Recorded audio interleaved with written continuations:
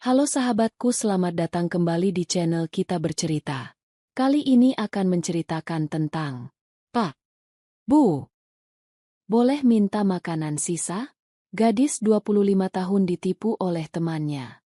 Semua aset dan uang 7 miliar telah dibawa kabur.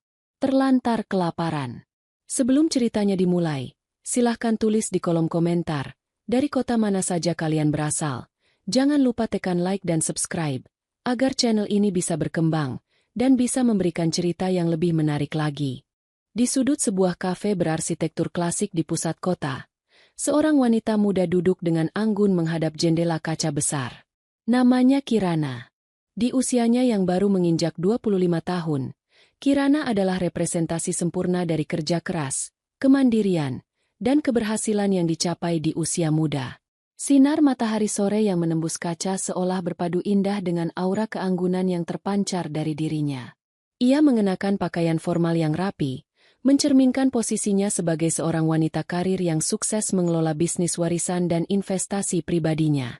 Bagi orang-orang yang mengenalnya, Kirana adalah sosok yang sangat mengagumkan. Namun, di balik senyum ramah dan pembawaannya yang tenang, Kirana menyimpan kisah perjuangan hidup yang tidak mudah. Ia adalah seorang yatim piatu. Kedua orang tuanya telah berpulang ke hadirat Yang Maha Kuasa ketika Kirana masih menempuh pendidikan di perguruan tinggi. Kehilangan dua pilar utama dalam hidupnya dalam waktu yang hampir bersamaan sempat membuat dunianya runtuh. Keheningan rumah besar peninggalan orang tuanya seringkali terasa begitu menyiksa dan menyisakan ruang hampa yang begitu dalam di sudut hatinya. Kendati demikian, Kirana bukanlah tipe wanita yang mudah menyerah pada keadaan. Alih-alih tenggelam dalam kesedihan yang berlarut-larut, ia memilih untuk bangkit demi menghormati kerja keras mendiang orang tuanya. Dengan keteguhan hati, ia mempelajari seluk-beluk dunia usaha, mengelola aset-aset yang ditinggalkan, hingga akhirnya berhasil mengembangkan bisnis tersebut menjadi jauh lebih besar. Berkat ketekunannya, di usia yang sangat muda, Kirana telah memiliki segalanya. Sebuah rumah megah di kawasan elit, kendaraan mewah, dan tabungan serta aset investasi yang jika ditotal nilainya mencapai angka yang sangat fantastis, yakni sekitar 7 miliar rupiah. Kehidupan Kirana berjalan dengan sangat mapan dan teratur. Setiap pagi, ia memulai harinya dengan penuh rasa syukur. Rutinitasnya diisi dengan memimpin rapat, meninjau perkembangan bisnis, dan sesekali menghadiri acara sosial. Ia juga dikenal sebagai sosok yang sangat dermawan.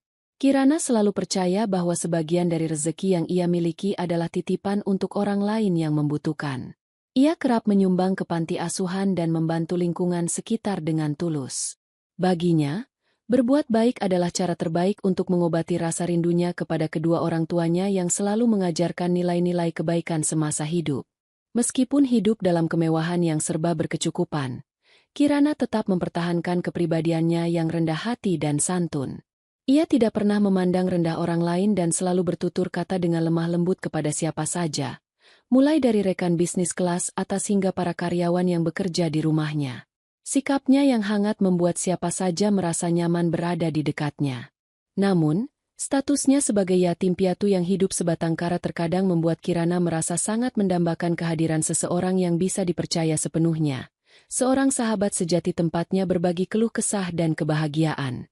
Di tengah kesendirian itulah, beberapa tahun lalu hadir seorang teman dekat yang sangat ia percayai. Teman yang selalu ada di setiap momen penting hidupnya, yang mendengarkan keluh kesahnya saat ia merindukan orang tuanya, dan yang selalu memberikan dukungan moral dalam setiap keputusan bisnisnya. Kirana, dengan ketulusan hatinya yang polos, menganggap teman ini sudah seperti saudara kandungnya sendiri. Karena rasa percaya yang teramat besar dan tanpa adanya kecurigaan sedikit pun, Kirana mulai melibatkan temannya tersebut ke dalam beberapa pengelolaan aset dan rencana investasi besar yang sedang ia rancang. Sore itu, sembari menyesap teh hangatnya, Kirana melihat-lihat beberapa berkas rencana masa depan di tabletnya. Ia tersenyum kecil, membayangkan bagaimana bisnisnya akan terus berkembang dan bagaimana ia bisa memberikan manfaat yang lebih luas lagi bagi orang banyak. Pikirannya dipenuhi dengan rencana-rencana indah. Ia merasa hidupnya kini sudah berada di jalur yang tepat dan stabil. Semua kerja kerasnya selama ini seolah telah membuahkan hasil yang manis, dan ia merasa sangat aman dengan seluruh pencapaian finansialnya yang kokoh. Namun, Kirana tidak pernah menyangka bahwa kedamaian dan kemapanan yang ia nikmati saat ini adalah ketenangan sebelum datangnya badai besar. Ia tidak pernah menduga bahwa rasa percaya yang ia berikan secara tulus kepada orang terdekatnya justru menjadi celah yang akan membalikan hidupnya dalam sekejap mata. Di balik senyum ramah teman yang sangat ia sayangi itu, tersimpan sebuah rencana besar yang akan merenggut seluruh jerih payahnya, membawa kabur uang 7 miliar rupiah beserta seluruh aset berharga miliknya, dan menyisakan babak paling kelam dalam hidupnya yang tak pernah ia bayangkan sebelumnya. Sore pun perlahan berganti malam, lampu-lampu kota mulai menyala satu persatu, menemani Kirana yang masih terbuai dalam kehangatan hidupnya yang mapan, tanpa menyadari bahwa esok hari, segalanya tidak akan pernah sama lagi. Hari-hari berikutnya berlalu seperti biasa bagi Kirana. Kesibukannya sebagai pengusaha muda tidak pernah menyurutkan senyum ramah dari wajahnya. Di tengah rutinitas yang padat, kehadiran sosok sahabat dekatnya, yang bernama Siska, menjadi salah satu warna tersendiri dalam hidupnya. Bagi Kirana yang yatim piatu, Siska bukan sekadar teman biasa, melainkan figur yang sudah ia anggap seperti kakak kandung sendiri. Siska adalah tempatnya bersandar ketika rasa rindu kepada mendiang kedua orang tuanya tiba-tiba datang menyergap di malam hari. Kedekatan yang telah terjalin selama bertahun-tahun membuat Kirana menaruh rasa percaya yang teramat mutlak. Ia tidak pernah sekalipun menaruh curiga, bahkan ketika Siska mulai menunjukkan ketertarikan yang sangat mendalam pada sistem pengelolaan keuangan dan aset bisnis miliknya. Bagi Kirana, adalah hal yang wajar jika sesama sahabat saling mendukung dan terlibat dalam perkembangan usaha.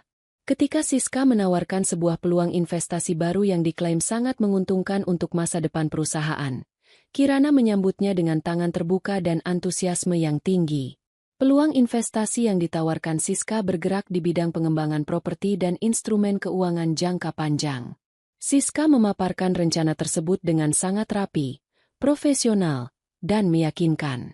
Mengingat rekam jejak Siska yang selalu ada di setiap masa sulitnya, Kirana merasa tidak ada alasan untuk meragukan niat baik sahabatnya itu. Apalagi, Siska menekankan bahwa investasi ini akan menjadi jaminan masa depan yang luar biasa, sehingga Kirana bisa memiliki lebih banyak waktu luang untuk kegiatan sosial yang selama ini diimpikannya. Secara bertahap, proses pemindahan dana dan pengalihan kuasa aset pun mulai berjalan. Karena kesibukan operasional harian yang menyita waktu, Kirana dengan sukarela menandatangani beberapa berkas penting yang disiapkan oleh Siska.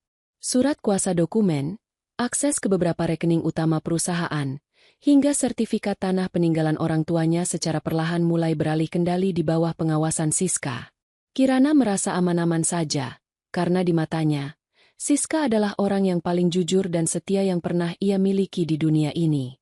Suatu malam, Kirana sempat duduk termenung di ruang kerjanya yang luas di rumah megahnya. Ia memandangi foto kedua orang tuanya yang terpajang rapi di dinding. Dengan mata yang berkaca-kaca, ia berbisik dalam hati, berjanji akan menjaga seluruh warisan ini dengan sebaik-baiknya dan mengembangkannya bersama orang-orang yang ia sayangi.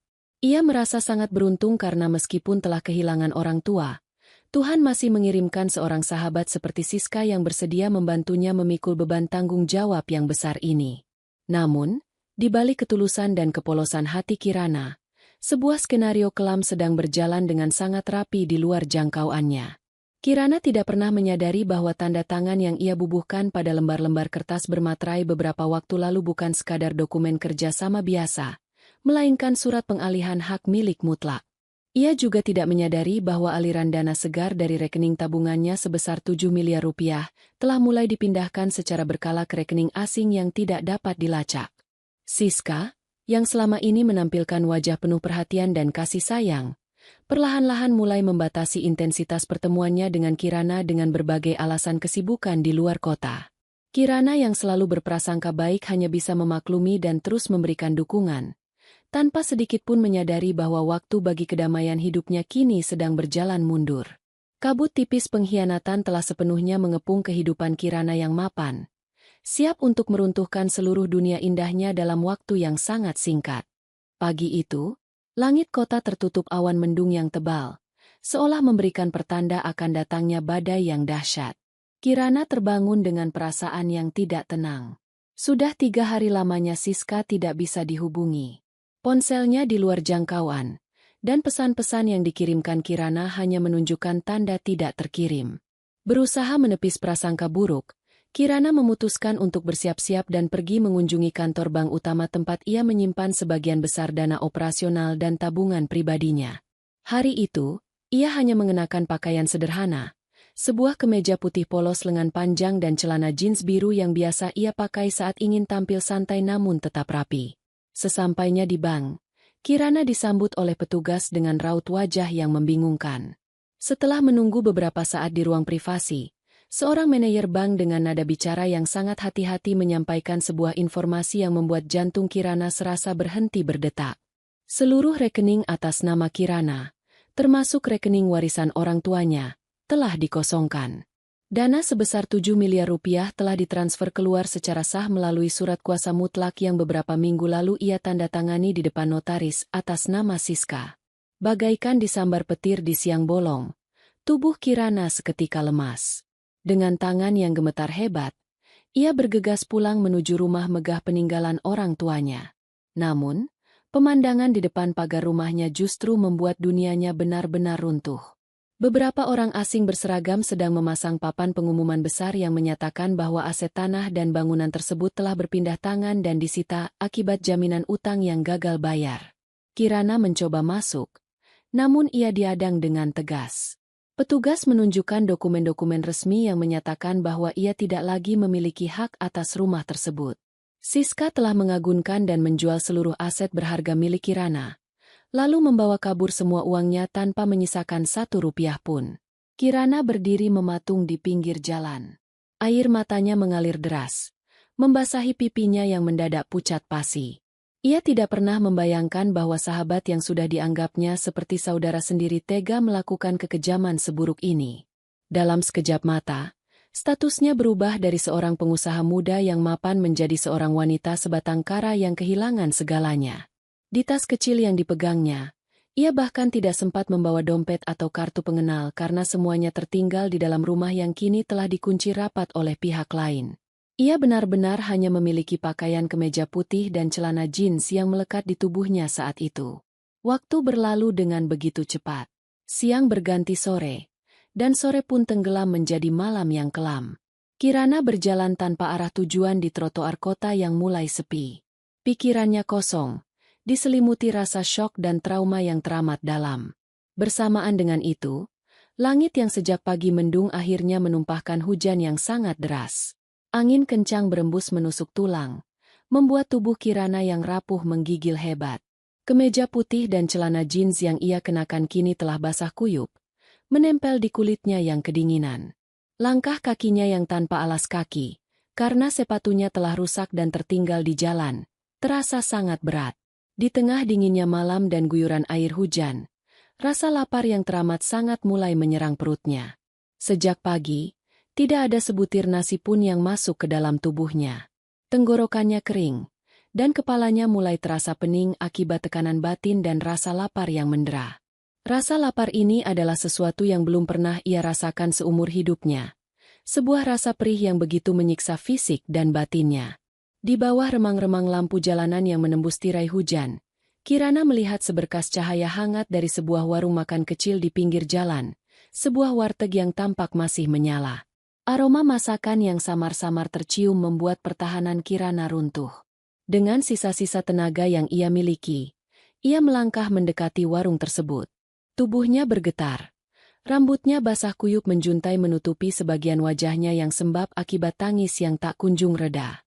Kirana berdiri di ambang pintu warteg dengan tatapan mata yang sayu dan penuh permohonan. Pemilik warteg, sepasang suami istri parubaya, menatap wanita muda yang basah kuyup itu dengan pandangan heran sekaligus iba. Kirana menarik napas dalam-dalam, mengumpulkan seluruh keberanian dan sisa harga dirinya yang telah hancur. Dengan suara yang lirih, bergetar karena kedinginan, dan dipenuhi kesantunan yang tetap terjaga, ia memberanikan diri untuk berbicara. "Pak, Bu, mohon maaf mengganggu waktunya. Bolehkah saya meminta sedikit makanan sisa yang sudah tidak terjual? Saya belum makan dari pagi dan tidak punya uang sama sekali." Ucap Kirana dengan kalimat yang sangat sopan, sembari menangkupkan kedua tangannya di depan dada, berharap ada secercah kebaikan yang bisa menyambung hidupnya di malam yang dingin itu. Mendengar ucapan lirih dari wanita muda yang basah kuyup di depan pintu mereka, sepasang suami istri pemilik warteg itu sempat saling berpandangan. Keadaan Kirana yang mengenakan kemeja putih dan celana jeans basah kuyup, tanpa alas kaki, dan tubuh yang menggigil hebat, jelas mengejutkan mereka. Namun, kesopanan tutur kata Kirana dan binar matanya yang jujur membuat rasa curiga di hati mereka seketika sirna, berganti dengan rasa iba yang mendalam. Ibu pemilik warteg, seorang wanita parubaya berwajah teduh bernama Bu Salma, segera beranjak dari balik meja etalase. Dengan langkah tergesa, ia mendekati Kirana. Bukannya memberikan makanan sisa seperti yang diminta, Bu Salma justru merangkul pundak Kirana yang dingin dengan penuh kehangatan.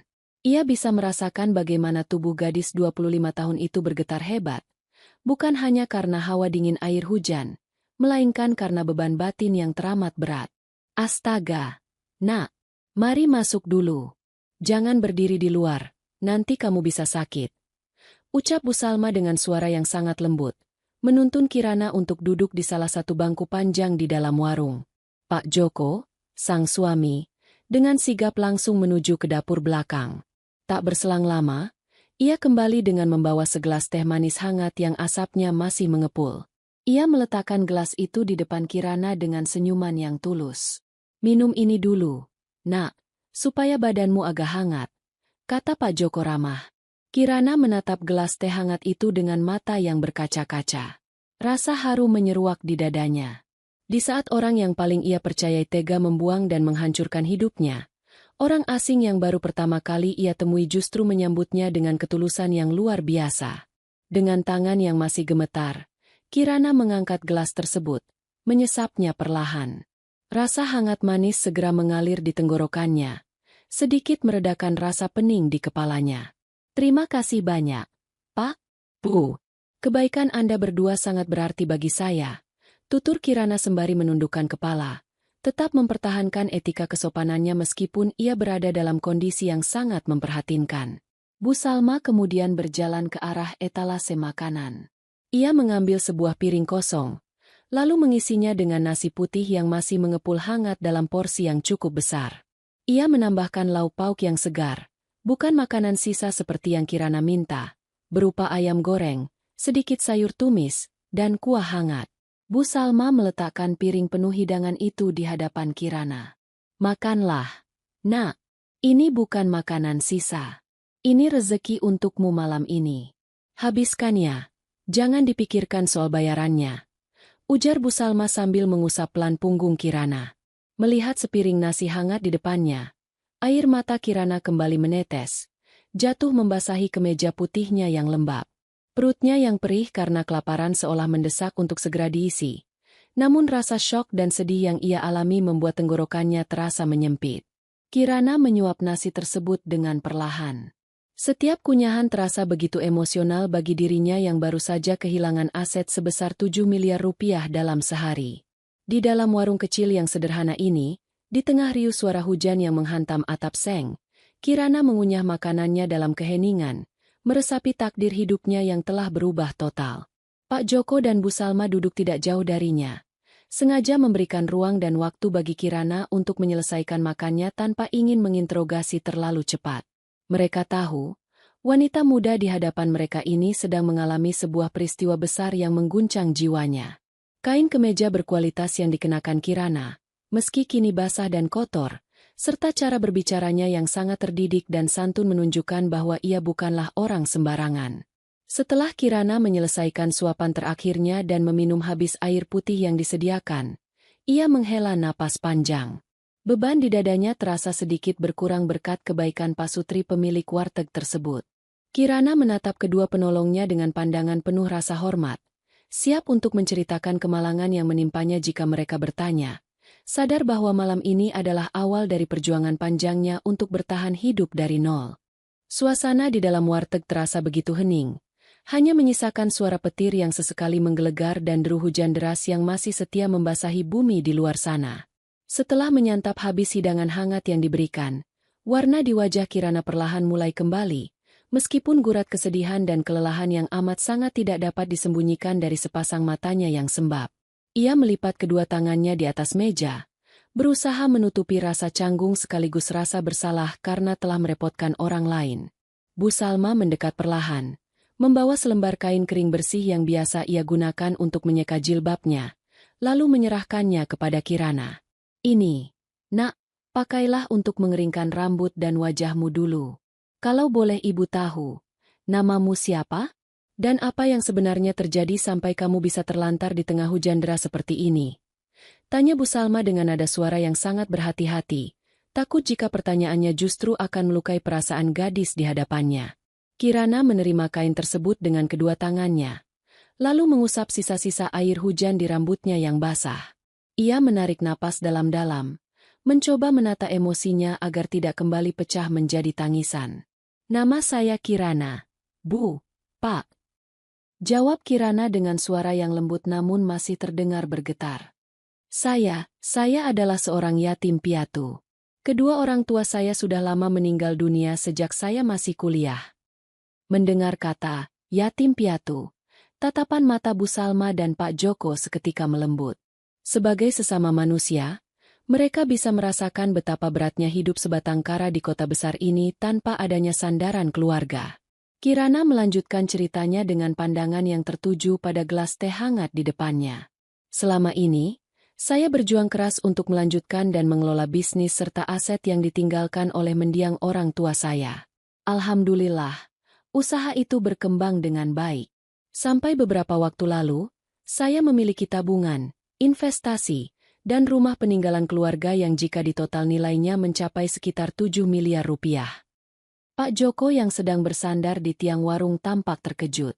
Nilai 7 miliar rupiah adalah angka yang sangat fantastis, sesuatu yang bahkan tidak pernah terbayangkan olehnya. Namun, melihat penampilan Kirana yang kini hanya menyisakan kemeja putih dan celana jeans basah tanpa alas kaki, Pak Joko menyadari bahwa ada sebuah tragedi yang sangat besar yang telah terjadi. Lalu, apa yang terjadi dengan semua itu, Nak Kirana? Tanya Pak Joko dengan sangat sopan dan penuh rasa ingin tahu yang tulus. Air mata Kirana kembali mengalir perlahan, melewati pipinya yang pucat. Saya ditipu oleh sahabat terdekat saya sendiri. Namanya Siska. Dia adalah orang yang paling saya percayai di dunia ini setelah orang tua saya tiada. Karena rasa percaya yang teramat besar, saya tidak pernah curiga ketika dia meminta saya menandatangani beberapa dokumen yang ternyata adalah surat kuasa mutlak dan pengalihan aset. Kirana menjeda kalimatnya sejenak, menahan rasa sesak yang kembali menghimpit dadanya. Hari ini, saya baru tahu bahwa Siska telah mengosongkan seluruh rekening tabungan saya, menjual semua aset investasi, dan bahkan mengagunkan rumah peninggalan orang tua saya ke pihak lain. Dia membawa kabur uang 7 miliar rupiah itu dan menghilang tanpa jejak. Ketika saya pulang siang tadi, rumah saya sudah disegel dan disita. Saya diusir begitu saja. Saya tidak sempat membawa dompet, kartu identitas, atau bahkan alas kaki. Saya benar-benar hanya memiliki pakaian kemeja putih dan celana jeans yang melekat di tubuh saya saat ini. Pak, Bu. Mendengar penuturan Kirana yang begitu runtut namun penuh kepedihan, Bu Salma tidak mampu lagi menahan rasa ibanya. Ia bergerak duduk di samping Kirana, lalu menggenggam erat tangan gadis itu. Air mata Bu Salma ikut menetes mendengar kekejaman yang menimpa Kirana. Bagaimana mungkin ada seorang sahabat yang tega menghancurkan kehidupan anak yatim piatu yang begitu tulus, hingga tidak menyisakan apa-apa selain pakaian di badan. Ya Allah, nak, sungguh keterlaluan sekali temanmu itu. Ucap Bu Salma dengan suara tercekat. Bagaimana bisa ada orang setega itu kepada sesama temannya sendiri? Kirana hanya bisa menunduk pasrah. Di balik hancurnya seluruh harta benda yang ia miliki, yang paling melukai hatinya bukanlah hilangnya uang 7 miliar rupiah tersebut, melainkan hancurnya rasa percaya dan ketulusan yang selama ini ia rawat untuk sahabatnya. Kini, di tengah malam yang dingin, di dalam warteg yang sederhana, Kirana menyadari bahwa lembaran hidupnya yang mapan telah ditutup paksa, dan ia harus bersiap menghadapi kenyataan hidup baru yang sama sekali tidak pernah ia bayangkan sebelumnya. Malam semakin larut, namun hujan di luar sana belum juga menunjukkan tanda-tanda akan mereda. Di dalam warung makan yang sederhana itu, keheningan kembali tercipta setelah Kirana menyelesaikan kisah pilunya. Pak Joko dan Bu Salma masih termangu, mencoba mencerna betapa beratnya cobaan yang harus dipikul oleh seorang gadis yatim piatu berusia 25 tahun ini. Kehilangan harta senilai 7 miliar rupiah tentu sebuah pukulan besar. Namun kehilangan tempat tinggal dan dikhianati oleh orang yang paling dipercaya adalah luka batin yang jauh lebih perih. Bu Salma menatap kemeja putih Kirana yang mulai agak mengering karena suhu di dalam warung. Meski bagian bawah celana jeansnya masih tampak lembab dan kotor terkena cipratan air hujan dari jalanan. Rasa keibuan Bu Salma bergejolak. Ia tidak tega membiarkan gadis korban ini kembali ke jalanan yang dingin tanpa tujuan dan tanpa perlindungan sama sekali. "Nak Kirana," panggil Bu Salma lembut, memecah keheningan malam. Malam ini sudah terlalu larut. Dan di luar sana hujan masih sangat deras. Kamu tidak punya tempat tinggal, dan tidak punya sepeser uang pun. Jika kamu tidak keberatan, malam ini tinggallah di sini bersama kami. Kirana mendongakkan kepalanya dengan perlahan.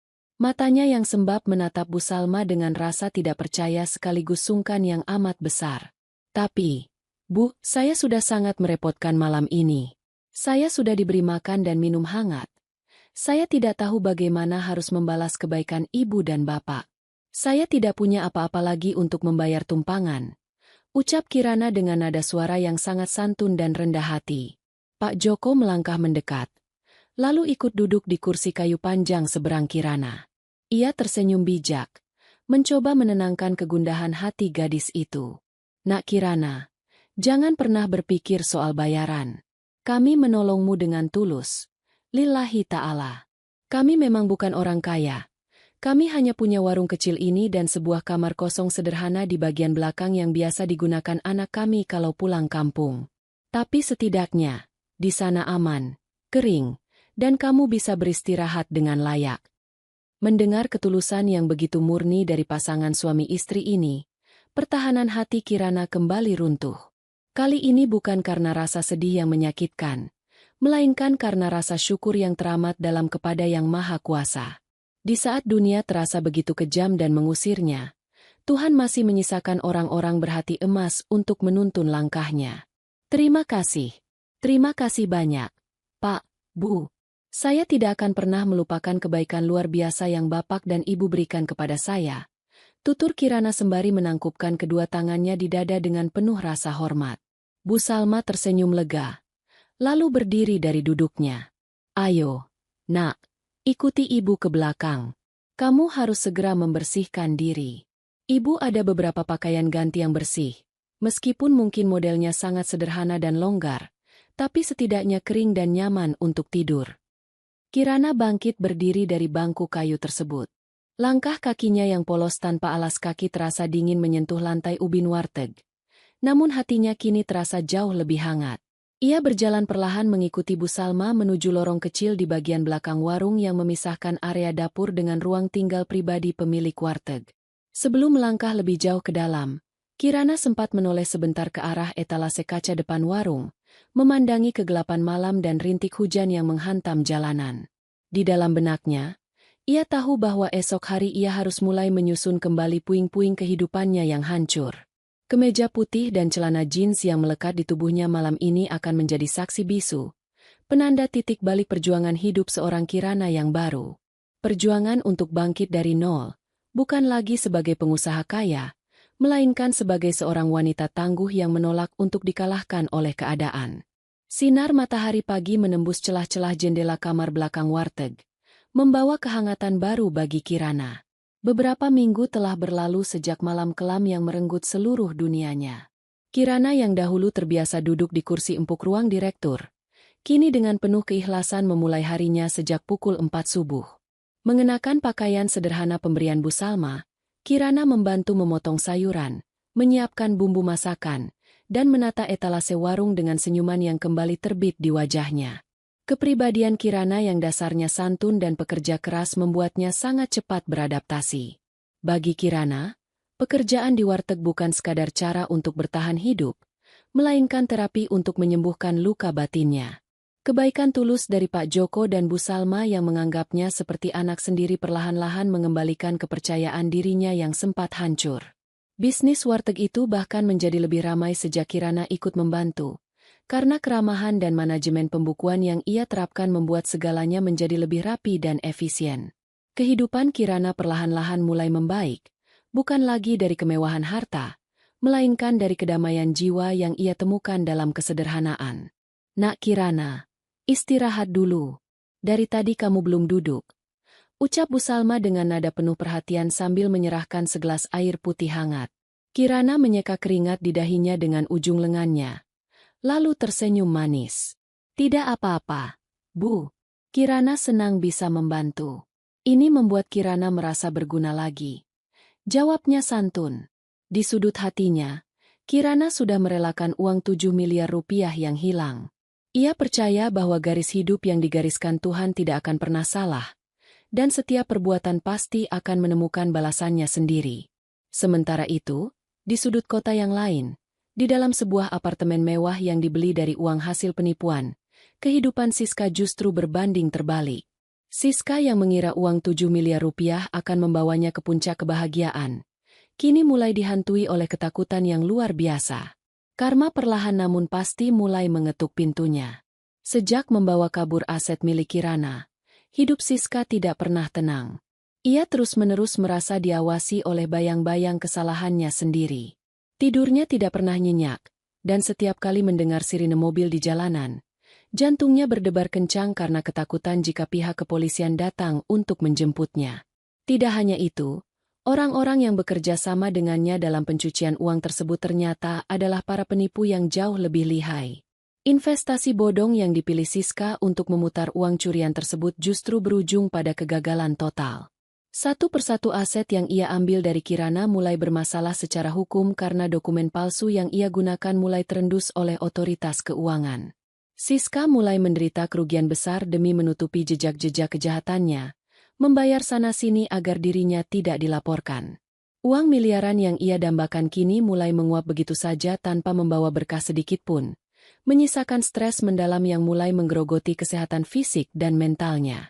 Siska yang dahulu selalu tampil angkuh dan glamor, kini sering terduduk sendirian di ruang tamu apartemennya yang gelap dengan wajah yang pucat dan frustrasi. Setiap kali ia melihat bayangannya di cermin, wajah tulus Kirana yang menangis selalu terbayang di benaknya, melahirkan rasa bersalah yang luar biasa kuat namun terlambat untuk disesali. Karma yang ia tabur kini mulai membuahkan hasil, sementara Kirana, sang korban yang sah, justru sedang meniti jalan kedamaian di atas kaki sendiri. Waktu terus bergulir dengan tenang, membawa perubahan besar yang tidak pernah disangka-sangka di warung makan kecil milik Pak Joko dan Bu Salma. Berkat latar belakang pendidikan dan pengalaman bisnis yang dimiliki Kirana, ia tidak sekadar membantu memasak dan melayani pelanggan. Secara perlahan dan sangat santun, Kirana mengusulkan beberapa inovasi kecil namun berdampak besar, seperti memperbaiki manajemen stok bahan baku, menjaga konsistensi rasa, hingga memperkenalkan sistem catering kotak untuk kantoran di sekitar wilayah tersebut. Pendekatan Kirana yang profesional namun tetap mempertahankan keramahan khas warteg membuat usaha tersebut berkembang sangat pesat. Pesanan catering mulai berdatangan dari berbagai perusahaan swasta dan instansi. Warung yang dulunya hanya mengandalkan pelanggan harian yang lewat, kini bertransformasi menjadi bisnis kuliner yang sangat dihormati. Pak Joko dan Bu Salma berkali-kali meneteskan air mata haru, tidak menyangka bahwa keputusan mereka menolong seorang gadis yang basah kuyup kelaparan di malam hari akan mendatangkan berkah yang begitu melimpah bagi keluarga mereka. Kirana kini tampil dengan aura yang jauh lebih matang. Meskipun ia tidak lagi mengenakan pakaian bermerek atau perhiasan mahal, keanggunan alaminya tidak pernah pudar. Ia merasa hidupnya jauh lebih berarti. Setiap kali melihat para karyawan catering yang kini bisa bekerja dan menghidupi keluarga mereka berkat kemajuan usaha ini, ada kepuasan batin yang tidak bisa dibeli dengan uang 7 miliar rupiah sekalipun. Kirana telah sepenuhnya memaafkan masa lalunya, memilih fokus untuk membangun masa depan baru yang dibangun di atas fondasi kejujuran dan ketulusan. Di sisi lain kota, kegelapan malam seolah enggan beranjak dari kehidupan Siska. Karma yang berjalan perlahan kini telah mencapai puncaknya, meruntuhkan seluruh dinding keangkuhan yang ia bangun dari uang hasil pengkhianatan. Investasi bodong yang ia ikuti tidak hanya membuat uang 7 miliar rupiah milik Kirana habis tak tersisa, tetapi juga menyeretnya ke dalam pusaran utang piutang yang sangat besar dengan pihak-pihak yang berbahaya. Apartemen mewah yang sempat ia banggakan kini telah disita oleh bank karena ketidakmampuannya membayar cicilan. Kendaraan mewah yang ia beli satu persatu ditarik oleh pihak leasing. Siska kini benar-benar jatuh miskin. Bahkan kondisinya jauh lebih mengerikan karena ia dikejar-kejar oleh rasa bersalah dan ketakutan akan hukum. Surat panggilan dari pihak kepolisian terkait dugaan penipuan, penggelapan aset, dan pemalsuan dokumen sudah berkali-kali dikirimkan ke alamatnya, membuat Siska terpaksa hidup berpindah-pindah tempat layaknya seorang buronan. Malam itu, di sebuah kamar kontrakan sempit yang pengap di pinggiran kota, Siska duduk merenung di sudut lantai yang dingin. Tubuhnya kurus kering karena stres yang berkepanjangan, dan wajahnya tampak jauh lebih tua dari usia aslinya. Tidak ada lagi teman-teman sosialita yang dulu menyanjungnya saat ia memegang banyak uang. Di tengah kesendirian dan keterpurukannya, Siska menangis terseduh-seduh. Ia teringat kembali pada Kirana, sahabat tulus yang telah ia hancurkan hidupnya. Siska baru menyadari bahwa uang miliaran yang didapat dari cara yang haram tidak pernah mendatangkan kebahagiaan, melainkan menjadi racun yang menghancurkan dirinya sendiri dari dalam. Beberapa bulan kemudian, bisnis catering dan warteg yang dikelola oleh Kirana bersama Pak Joko dan Bu Salma telah berkembang hingga memiliki sebuah cabang baru yang lebih luas di area strategis kota. Kirana, yang kini menjabat sebagai pengelola utama, tetap mempertahankan kerendahan hatinya. Ia tidak pernah lupa dari mana ia berasal dan siapa yang telah menolongnya di saat-saat paling kritis dalam hidupnya. Setiap akhir pekan, Kirana selalu mengadakan program berbagi makanan gratis untuk orang-orang yang membutuhkan di sekitar warung mereka, sebagai bentuk rasa syukur atas kesempatan kedua yang diberikan Tuhan kepadanya. Sore itu, langit kembali menggeliti kota dengan rintik gerimis tipis. Kirana sedang berdiri di dekat area kasir cabang baru mereka, mengenakan pakaian kerja yang rapi namun sederhana, sebuah kemeja batik pudar dan celana kain hitam. Ia sedang memantau para karyawan yang sedang bersiap-siap menutup warung karena waktu sudah menunjukkan pukul 8 malam. Di saat para pekerja sibuk merapikan meja dan kursi, perhatian Kirana teralihkan oleh sesosok wanita yang berdiri ragu-ragu di luar pintu kaca warung. Wanita di luar sana tampak sangat memprihatinkan. Pakaian yang dikenakannya tampak kusam, rambutnya kusut masai, dan tubuhnya terlihat sangat kurus dengan wajah yang pucat serta sayu.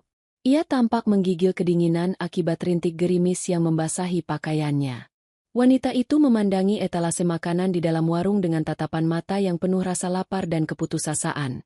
Sebuah tatapan yang sangat familiar bagi Kirana, karena beberapa bulan lalu, dirinya lah yang berada di posisi tersebut. Merasa iba, Kirana melangkah perlahan menuju pintu depan. Namun, semakin ia mendekati pintu kaca tersebut, jantung Kirana mendadak berdegup kencang.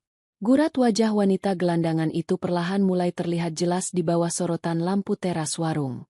Kirana menghentikan langkahnya sejenak. Napasnya tertahan. Wanita kurus kering yang kelaparan di depan warungnya tidak lain dan tidak bukan adalah Siska, sahabat yang dahulu sangat ia sayangi, orang yang telah menipunya hingga 7 miliar rupiah dan membuangnya ke jalanan. Siska yang sedang menatap nanar ke dalam warung akhirnya juga menyadari kehadiran Kirana. Ketika sepasang mata mereka saling bertemu, Siska seketika membeku. Rasa syok yang luar biasa terpancar dari wajahnya yang pucat. Ia melihat Kirana berdiri dengan anggun, sehat, dan menjadi pemilik dari usaha yang sedang berkembang pesat ini. Sementara dirinya sendiri kini berada di titik terendah, menjadi seorang buronan yang terlantar dan kelaparan tanpa punya tempat tinggal. Air mata penyesalan langsung tumpah membasahi pipi Siska yang cekung.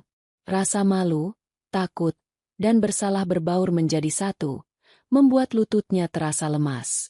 Siska segera membalikkan badannya, berniat untuk berlari menjauh karena merasa tidak pantas memperlihatkan wajahnya di depan wanita yang telah ia hancurkan hidupnya.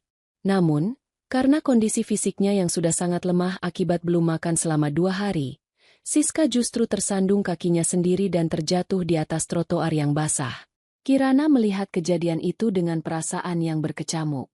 Ego dan rasa sakit di masa lalunya sempat berbisik untuk membiarkan saja wanita yang telah mengkhianatinya itu menerima karmanya. Namun, Hati nurani Kirana yang luhur dan didikan luhur mendiang kedua orang tuanya segera mengambil alih. Kirana menarik napas dalam-dalam, menepis segala rasa benci yang tersisa di dadanya. Dengan langkah yang tenang dan pasti, ia membuka pintu kaca warung dan berjalan keluar menembus gerimis sore untuk mendekati Siska yang sedang menangis terseduh-seduh di atas tanah. Gerimis sore itu seolah ikut menjadi saksi bisu atas pertemuan dua takdir yang telah berbalik arah. Kirana berdiri tepat di hadapan Siska yang masih terduduk lemas di atas trotoar yang basah. Siska menutupi wajahnya dengan kedua tangan yang gemetar, tidak sanggup menatap mata wanita yang dulu ia hianati demi uang 7 miliar rupiah. Isak tangis penyesalan terdengar begitu memilukan dari bibir Siska yang pucat. Kirana tidak mencaci, tidak pula menunjukkan kemarahan. Dengan perlahan, ia berlutut di atas trotoar, menyetarakan posisinya dengan Siska. Tangan Kirana yang hangat terulur menyentuh pundak Siska yang dingin menggigil. Siska, berdirilah. Di luar dingin, mari masuk ke dalam. Ucap Kirana dengan nada suara yang sangat tenang dan lembut, tanpa ada sedikit pun dendam yang tersisa di dalamnya. Siska perlahan membuka tangannya, menatap Kirana dengan pandangan yang penuh rasa tidak percaya. Kirana, kenapa? Kenapa kamu masih baik kepadaku? Aku sudah menjatuhkanmu. Aku sudah mengambil semua yang kamu miliki. Bisik Siska terbata-bata di antara tangisnya. Harta bisa dicari kembali, Siska. Namun, kedamaian hati dan kemanusiaan tidak boleh hilang. Jawab Kirana santun sembari membantu Siska bangkit berdiri. Dengan sabar, Kirana menuntun Siska masuk ke dalam warung makannya yang hangat. Tempat yang sama yang dulu menyelamatkan hidupnya saat ia berada di posisi yang sama persis dengan Siska saat ini. Bu Salma dan Pak Joko yang melihat kejadian itu dari kejauhan segera mengerti situasi yang sedang terjadi. Tanpa sepatah kata pun, mereka langsung menyiapkan tempat duduk yang nyaman serta sepiring nasi hangat dan segelas teh manis untuk Siska. Di dalam ruangan yang hangat itu, Siska makan dengan berderai air mata, meratapi betapa mulianya hati Kirana yang dibalasnya dengan kejahatan di masa lalu. Setelah Siska tenang, ia menatap Kirana dengan ketulusan yang baru pertama kali muncul dalam hidupnya. Kirana, aku tahu maafku tidak akan pernah cukup. Uangmu, semua uang 7 miliar itu sudah habis karena aku ditipu balik oleh orang lain. Aku rela menerima hukuman apapun. Malam ini, aku akan menyerahkan diri ke pihak kepolisian. Aku tidak ingin lagi hidup dalam pelarian dan bayang-bayang ketakutan, ujar Siska dengan pasrah. Kirana mengangguk perlahan dengan senyuman yang tulus. Ia menghargai keputusan Siska untuk mempertanggungjawabkan perbuatannya secara hukum. Itu adalah langkah terbaik, Siska. Selesaikan kewajibanmu di mata hukum, dan bersihkan jiwamu. Aku sudah memaafkanmu sejak lama. Keesokan harinya, dengan didampingi oleh Kirana, Siska mendatangi kantor polisi setempat untuk menyerahkan diri secara sukarela. Proses hukum berjalan dengan semestinya, dan Siska menerima garis takdirnya mendekam di balik jeruji besi dengan hati yang jauh lebih tenang karena telah mendapatkan maaf dari Kirana. Waktu terus berjalan, dan kehidupan Kirana kini benar-benar telah mencapai puncak kedamaian yang sejati. Usaha kulinernya berkembang semakin besar, menjadikannya kembali sebagai seorang wanita yang mapan secara finansial. Namun, kali ini kemapanannya didasari oleh berkah doa orang-orang kecil yang selalu ia bantu. Kirana telah membuktikan bahwa badai sedahsyat apapun tidak akan mampu menghancurkan seseorang yang memiliki ketulusan hati dan kesabaran yang kokoh. Dari seorang gadis yatim piatu yang terlantar mengenakan kemeja putih basah kuyup, kini Kirana telah berdiri tegak sebagai simbol kekuatan, keikhlasan, dan kebesaran jiwa yang sesungguhnya. Matahari pagi kembali terbit dengan pancaran sinar yang begitu hangat, menyinari pelang nama restoran baru milik Kirana yang kini berdiri megah namun tetap mempertahankan nuansa ramah lingkungan. Beberapa tahun telah berlalu sejak hari di mana Siska menyerahkan diri ke pihak berwajib. Waktu mengalir seperti air, membasuh sisa-sisa kesedihan masa lalu dan menumbuhkan kebijaksanaan yang jauh lebih mendalam di dalam diri Kirana.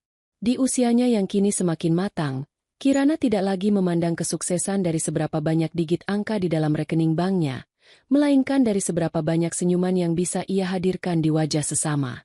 Kirana melangkah perlahan menyusuri lorong restoran utamanya. Pagi itu, Ia mengenakan pakaian batik tulis yang anggun, melambangkan posisinya sebagai seorang pimpinan yang disegani namun tetap bersahaja. Langkah kakinya kini tidak lagi goyah seperti saat ia berjalan tanpa alas kaki di tengah guyuran hujan deras dahulu. Setiap langkahnya syarat akan rasa syukur dan keteguhan hati. Ia menyapa para karyawannya dengan senyuman hangat dan tutur kata yang sangat santun, sebuah kebiasaan lama yang tidak pernah hilang, bahkan ketika ia sempat berada di titik terendah hidupnya. Di sudut ruangan, Pak Joko dan Bu Salma duduk santai sambil menikmati teh hangat. Sepasang suami istri parubaya itu kini tidak perlu lagi memeras keringat di depan asap dapur warteg sejak subuh. Kirana telah mengangkat mereka menjadi bagian dari keluarga besarnya, memberikan saham kepemilikan dan mempercayakan posisi pengawas utama restoran kepada mereka. Bagi Kirana, Pak Joko dan Bu Salma adalah orang tua kedua yang dikirimkan Tuhan untuk menggantikan pilar hidupnya yang sempat runtuh. Tanpa uluran tangan tulus mereka yang memberikan sepiring nasi hangat di malam kelam itu, Kirana tahu ia tidak akan pernah berdiri sekuat ini sekarang. "Nak Kirana," panggil Bu Salma dengan suara keibuannya yang selalu menenangkan. "Hari ini jadwal kunjungan ke panti asuhan, kan? Semua paket makanan sehat dan santunan sudah rapi disiapkan di mobil box oleh anak-anak dapur." Kirana berjalan mendekat lalu mencium tangan Bu Salma dan Pak Joko dengan takzim. "Iya, Bu, Pak. Terima kasih banyak sudah bantu mengingatkan dan mengawasi persiapannya." Kirana ingin memastikan anak-anak di sana mendapatkan hidangan yang terbaik. Jawab Kirana dengan kelembutan yang tulus. Program santunan mingguan ini telah menjadi agenda wajib bagi Kirana. Baginya, menyisihkan sebagian besar keuntungan bisnisnya untuk anak-anak yatim piatu adalah cara terbaik untuk merawat amanah dan nilai-nilai kebaikan yang diwariskan oleh mendiang orang tuanya. Sebelum berangkat, Kirana menyempatkan diri berdiri di dekat jendela kaca besar restorannya, memandangi jalanan kota yang mulai ramai oleh lalu lalang kendaraan. Pikirannya melayang sejenak pada sosok Siska. Beberapa waktu lalu, Kirana sempat mengunjungi Siska di lembaga pemasyarakatan.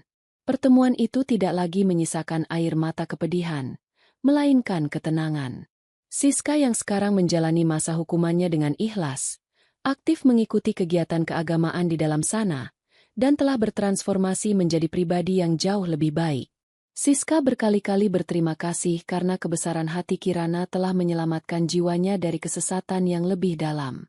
Kirana menarik napas dalam-dalam, mengembuskannya dengan perasaan lega yang teramat sangat. Ia menyadari bahwa badai besar yang sempat merenggut aset 7 miliar rupiah dan seluruh kemapanannya dahulu, sebetulnya bukanlah akhir dari segalanya. Badai itu adalah sebuah proses ujian yang membentuknya menjadi wanita yang utuh, tangguh, dan sesungguhnya. Kehilangan harta materi justru membukakan matanya tentang arti sejati dari sebuah kekayaan, yaitu kekayaan hati yang tidak akan pernah bisa dicuri oleh siapapun. Dengan senyuman yang menghiasi bibirnya, Kirana melangkah keluar menuju mobilnya, siap menyongsong hari baru yang penuh dengan keberkahan. Kisah perjuangannya dari seorang pengusaha yang ditipu, terlantar kelaparan mengenakan kemeja putih basah kuyup, hingga bangkit kembali menjadi pemenang sejati, kini telah menjadi inspirasi hidup yang abadi bagi orang-orang di sekitarnya. Kirana telah menutup lembaran masa lalunya dengan keikhlasan sempurna, dan kini ia berjalan dengan penuh kedamaian menuju masa depan yang cerah dan penuh harapan. Hari itu menjadi momen yang sangat istimewa di restoran utama milik Kirana. Halaman depan yang luas dipenuhi dengan karangan bunga dan hilir mudik para tamu undangan. Bukan tanpa alasan, hari ini adalah perayaan hari jadi bisnis kulinernya yang kini telah genap berjalan dengan begitu stabil, sekaligus peresmian yayasan sosial yang ia dirikan khusus untuk membantu anak-anak yatim piatu dan masyarakat terlantar di kota tersebut. Yayasan itu diberi nama Cahaya Kirana, sebuah nama yang menyimpan doa agar tempat tersebut bisa menjadi lentera bagi mereka yang sedang kehilangan arah di tengah kegelapan hidup. Kirana berdiri di tengah ruangan, memandangi setiap sudut tempat yang kini menjadi saksi bisu perjuangan hidupnya. Penampilannya tetap bersahaja namun memancarkan keanggunan seorang wanita yang telah matang oleh badai kehidupan. Ia mengenakan kebaya modern berwarna putih bersih dengan paduan kain batik, sekilas mengingatkan dirinya pada kemeja putih yang ia pakai saat pertama kali terdampar kelaparan di depan warteg beberapa tahun silam. Kemeja putih dan celana jeans itu bahkan tidak ia buang. Ia menyimpannya dengan rapi di rumahnya sebagai pengingat abadi agar dirinya tidak pernah sedetik pun melupakan rasa lapar dan dinginnya malam saat tidak memiliki apa-apa. Di barisan kursi terdepan, duduk Pak Joko dan Bu Salma dengan pakaian terbaik mereka. Wajah sepasang suami istri parubaya itu tampak begitu berseri-seri. Saat Kirana diminta untuk maju memberikan kata sambutan di atas panggung kecil, hal pertama yang ia lakukan bukanlah membanggakan pencapaian bisnis atau omsetnya yang kini telah pulih melampaui nilai kerugian masa lalunya.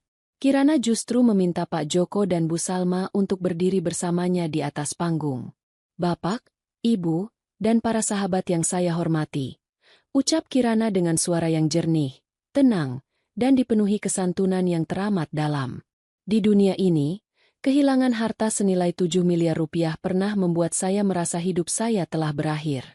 Namun, di tempat ini, melalui ketulusan sepasang orang tua saya ini, Pak Joko dan Bu Salma, saya diajarkan bahwa kekayaan yang sejati bukanlah apa yang kita miliki, melainkan apa yang bisa kita bagikan kepada orang lain saat mereka tidak punya apa-apa." Tears of joy flowed down Bu Salma's cheeks, while Pak Joko could only nod with a proud smile. Acara dilanjutkan dengan pemotongan tumpeng dan doa bersama yang dipimpin oleh seorang tokoh agama setempat. Suasana terasa begitu hikmat dan menyentuh hati. Seluruh karyawan, mitra bisnis, hingga anak-anak yatim piatu yang hadir melebur dalam kehangatan yang sama. Kirana tersenyum, menyalami satu persatu tamunya dengan penuh rasa hormat. Ia merasa hidupnya kini sudah benar-benar utuh. Kehilangan masa lalu yang sempat meruntuhkan dunianya kini telah digantikan dengan sebuah berkah yang jauh lebih besar dan mengakar kuat. Sore harinya, setelah seluruh rangkaian acara selesai dan para tamu telah pulang, Kirana berjalan ke area teras belakang restoran yang menghadap ke sebuah taman kecil yang asri. Langit sore mulai meredup, memancarkan warna jingga yang indah dan menenangkan. Kirana menyandarkan tubuhnya di pagar pembatas, menikmati angin sepau-sepau yang menerpa wajahnya. Di dalam hatinya, ia membisikkan sebuah pesan penuh kedamaian untuk mendiang kedua orang tuanya di keabadian, bahwa putri mereka telah berhasil melewati ujian terberat dan kini hidup dengan jalan yang lurus penuh keberkahan. Kisah Kirana telah sampai pada akhir puncaknya. Dari seorang wanita yang ditipu habis-habisan, kehilangan segalanya dalam semalam, menggigil kedinginan meminta makanan sisa, kini ia telah berdiri tegak bukan hanya sebagai seorang pengusaha yang sukses kembali, melainkan sebagai seorang manusia yang jiwanya telah merdeka dari rasa benci dan dendam. Ia melangkah maju ke masa depan dengan kepala tegak, siap menyebarkan lebih banyak kebaikan di sisa hidupnya. Malam pun perlahan turun menyelimuti kota, membawa keheningan yang begitu damai setelah keriuhan peresmian yayasan di siang hari. Di area restoran yang mulai sepi, Kirana duduk sendirian di dekat meja kasir tua yang sengaja ia pindahkan dari warteg lama Pak Joko. Meja kayu yang permukaannya sudah agak terkelupas itu menjadi saksi bisu awal mula ia merangkak kembali dari kehancuran. Kirana memandangi lembar demi lembar catatan keuangan yayasan dan daftar nama anak-anak asuh barunya dengan tatapan mata yang penuh kelembutan. Ia meluruskan jemarinya, lalu bersandar pada kursi kayu. Malam ini, ia tidak lagi mengenakan kebaya putih megah yang dipakainya saat acara peresmian. Kirana telah berganti pakaian dengan kemeja katun sederhana yang longgar. Pikirannya melayang, meresapi setiap jengkal takdir yang telah ia lalui. Di usianya yang kini berjalan matang, Kirana menyadari satu hal yang sangat mendalam. Badai kehidupan yang diakibatkan oleh pengkhianatan Siska bukanlah sebuah hukuman dari Yang Maha Kuasa, melainkan sebuah proses penyucian. Jika dahulu ia menganggap uang 7 miliar rupiah adalah pelindung utamanya, kini ia tahu bahwa pelindung sejati adalah keteguhan iman dan ketulusan dalam berbuat baik kepada sesama. Pintu belakang restoran berdecit pelan, memecah lamunan Kirana. Pak Joko berjalan masuk dengan langkahnya yang pelan, membawa nampan berisi 2 cangkir teh serai hangat. Rambut pria tua itu kini sudah memutih sepenuhnya. Namun binar matanya tetap sama dengan binar mata pria yang dahulu menatapnya iba di ambang pintu warteg dalam keadaan basah kuyup. "Belum istirahat, Nak Kirana? Hari sudah sangat larut," ucap Pak Joko dengan suara baritonnya yang tenang dan penuh kebapakan. Ia meletakkan secangkir teh di dekat tangan Kirana. Kirana tersenyum hangat, langsung membetulkan posisi duduknya menjadi sangat santun. "Belum, Pak." Kirana masih ingin menikmati keheningan malam ini. Rasanya ada kedamaian yang sangat dalam di hati Kirana sekarang. Sesuatu yang bahkan tidak pernah Kirana rasakan saat masih memiliki segalanya dulu. Pak Joko duduk di kursi seberang, memandangi gadis yang kini sudah ia anggap seperti darah dagingnya sendiri. Manusia seringkali takut kehilangan harta. Nah, padahal, ketika tangan kita digenggam terlalu erat oleh dunia, kita tidak punya ruang lagi untuk menerima berkah yang lebih besar. Kamu sudah melepas semuanya dengan ikhlas. Dan lihatlah bagaimana Tuhan mengembalikan semuanya kepadamu dalam bentuk yang jauh lebih indah. Kirana mengangguk perlahan, meresapi setiap bait nasihat bijak dari Pak Joko. Ia menyesap teh serai hangat itu perlahan, merasakan kehangatan yang menjalar hingga ke dadanya. Rasa hangat yang sama dengan teh manis yang diberikan Pak Joko di malam kelam beberapa tahun lalu. Kehidupan telah berputar, membawa dirinya kembali ke titik kemapanan, namun dengan akar yang jauh lebih kuat. Ia tidak lagi rapuh karena pondasi hidupnya kini dibangun di atas rasa syukur, bukan sekadar tumpukan materi. Sebelum menutup malam, Kirana berjalan menuju jendela besar yang menghadap ke jalanan utama. Di bawah remang lampu jalan, rintik gerimis tipis mulai turun kembali. Kirana tersenyum kecil tanpa ada lagi rasa takut atau trauma terhadap hujan. Ia tahu, di luar sana mungkin masih banyak jiwa-jiwa yang sedang terlantar dan kelaparan seperti dirinya yang dulu. Namun kini, melalui Yayasan Cahaya Kirana dan restoran yang ia bangun bersama Pak Joko dan Bu Salma, ia siap menjadi tempat bernaung bagi siapa saja yang membutuhkan. Kirana menutup jendela dengan perlahan, mematikan lampu utama restoran, dan melangkah menuju kamar istirahatnya dengan hati yang sepenuhnya tenang. Kisah seorang Kirana bukan lagi tentang korban penipuan yang malang, melainkan tentang kemenangan sebuah jiwa yang memilih untuk memaafkan, bangkit dengan terhormat, dan mengabadikan sisa hidupnya dalam kebaikan yang tulus. Dari kisah tadi, kita belajar bahwa setiap perjalanan hidup selalu membawa pesan yang berharga. Semoga ada hikmah yang bisa kita petik bersama hari ini. Kalau kalian suka dengan cerita seperti ini, silakan tekan tombol like dan subscribe sebagai bentuk dukungan kamu untuk channel ini. Terima kasih sudah meluangkan waktu kalian. Tetaplah menjadi bagian dari channel Kita Bercerita ini, dan sampai jumpa di kisah inspiratif berikutnya.